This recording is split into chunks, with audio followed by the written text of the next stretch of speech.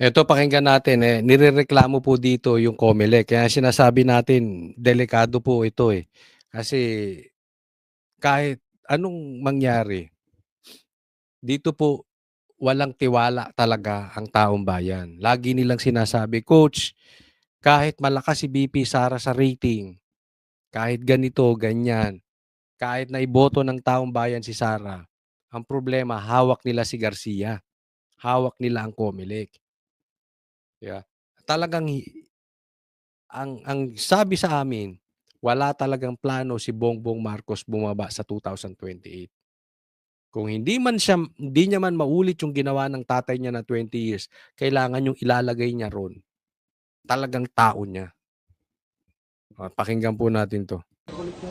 Bitbit ang mga alegasyong malawak, garapal at dokumentadong irregularidad. Muling iginit ng PDP Laban ang kanilang reiterative request, isang formal na pag-uulit ng kahilingan para sa agarang investigasyon sa umano'y pagkakasangkot ng COMELEC sa mga anomalya noong Mayo 2025 national and local elections, pati na Ayan. sa Bangsamoro polls.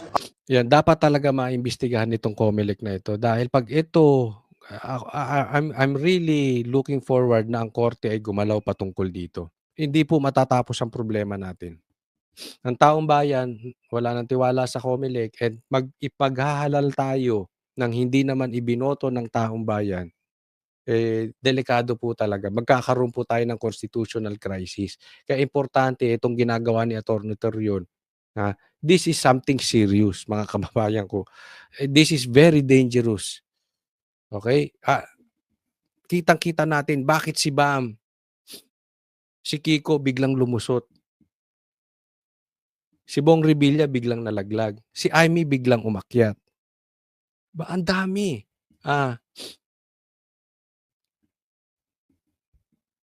Doon na lang daw di umano sa Cavite, isipin mo si Bong Revilla natalo. Cavite, teritoryo nila 'yan. Talo sa boto, doon pa lang makikita na natin. Pati itong mga Duterte, yung mga kandidato ng Duterte, ang lakas po. Ang lakas po nila. Ang dami ng galit na galit kay Bongbong Marcos. Marami pa dapat nakalusot na nasa Duterte Ayon kay Attorney Israelito P. Torion, Legal Counsel ng partidong PDP Laban, walang naging aksyon ang Senado sa kanilang unang kaparehong kahilingan na isinumite noong Agosto. Na mabigyan po ng kaukulang investigasyon yung irregularities po noong 2025 national and local elections. Kaya para po mapagtuunan ito ng pansin ng ating Senado at maimbestigahan kung ano po yung mga nagagawang kamilagruhan noong nakaraang eleksyon. Alam mo sa akin lang, Attorney Torion, hindi naman ako abogado, hindi ko alam kung saan talaga ito dapat isampa. Pero sa akin lang, if I may, sabi ko nga hindi naman tayo magaling sa batas, 'di ba tayo abogado. Pero kung sa Senado 'to isasampa, hindi ito papansinin. Remember this, lumusot din si Tito Sotto at saka si Lacson, wala naman din sa survey, 'di ba? So, 'pag pinaimbestigahan 'to ni Tito Sotto, para silang nag-suicide. And kitang-kita naman natin kung ano ang galaw ni Tito Sotto at saka ni Ping Lacson sa Senado. Talagang, pagkakampi nila, pagtatakpan nila. All the more yung sarili nila. Kung kakampi nga lang nila, pinagtatakpan nila kahit mali Yung sarili pa nila, hindi nila pagtakpan. So, kung sa Senado ito, baka Attorney Torion, hindi ito umusad. Dapat siguro ito sa korte. Yun lang naman ang sa akin, Ipinunto rin ni Attorney J.B. Hinlo na mahalagang maimbestigahan ng COMELEC upang masigurong malinis at tapat ang mga susunod panghalalan. Sa isang demokrasya, dapat ang susunod na eleksyon, lalo na ito'y presidential election sa 2028, ay dapat maging malinis at katanggap-tanggap sa mga Pilipino. Giit ni Torion na hindi ito simpleng reklamo. Ito anya ay usaping tumatama sa puso ng demokrasya at posibleng nakaapekto sa tunay na boses ng mga botante. Yun ang importante. Yung talagang uupo ay may mandato galing sa taong bayan. yung uupo ay talagang boses ng taong bayan, hindi yung boses lang ni Garcia. Kasi bakit pa tayo mag-e-eleksyon kung ang masusunod lang ay si Garcia? 'Di ba? Kaya nga dapat imbestigahan yung COMELEC. Ang daming kalokohang nangyari diyan sa COMELEC na 'yan. Eh, kitang-kita naman natin asan din ang panig ng COMELEC. Eh, isipin mo yung youth party list, 3 nakaupo, hindi pinaupo, 'di ba? Doon pa lang kita na natin, yung talo pinaupo, yung panalo hindi pinaupo. Kita na natin ang panig ng COMELEC, doon pa lang, eh, grave abuse na ng posisyon, ng power, itong COMELEC. Dapat talaga singilin na itong mga 'to. Handaan niya sila magharap ng ebidensya, pleadings at maging personal na humarap sa Blue Ribbon at Electoral Reforms Committee para tulungan ang Senado sa fact-finding at legislative process. Mayroong mga rumor na baka hindi ito pagbigyan ng pansin, pero sana naman ang taong bayan at ang bansa po ang ating iisipin dito.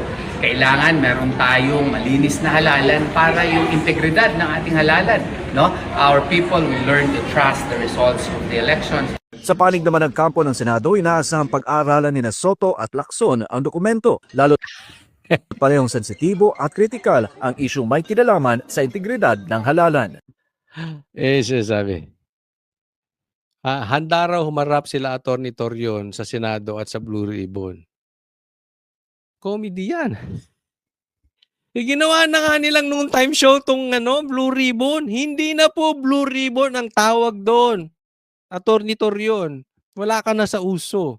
Pink ribbon na yun. Pinky ribbon na. Pinky ribbon na yang Blue Ribbon, hindi na Blue Ribbon. Hawak na yan ni hindi. Ay, wag tayong maglokohan. Sige nga. Yung totoo lang. Sa tingin nyo, lagay nyo dyan sa comment section. Iimbestigahan ba sa pangunguna ni Tito Soto at saka ni Ping Lacson yung COMELEC? Wala kang aasahan sa Blue Ribbon. Yung bilyong-bilyong ang nawawala eh. Pinagtatakpan nila yung mastermind yung pang COMELEC.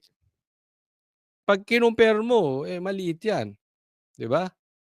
So, wala tayong aasahan dito sa dalawang clown na 'to. Wala kang aasahan diyan. Anyway, tama naman yung ginawa nila Atty. Torion. They did their part. Kung talagang abusado sa kapangyarihan itong si Tito Soto at saka si Pinky Lacson, wala tayong magagawa doon. Ganun talaga eh. Of course, sila ang nakaupo. Nasa kanila ang basbas ng presidente, ano pa magagawa natin? Kami ang boses ng masa, hindi natatakot. Katotohanan lang, di kami nalulunod. Walang bahid ng sismis, lahat ay totoo. Kahit sino ka pa, pag mali ka, babanatan ka. Walang pinipili kulay, wala kaming kinikilingan. Basta para sa bayan, kami lalaban.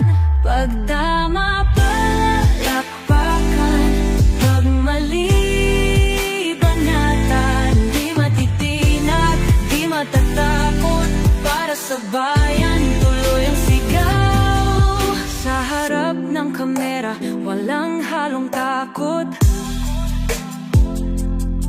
Mga baluktot, lahat kayo'y tutumba. Ang hustisya at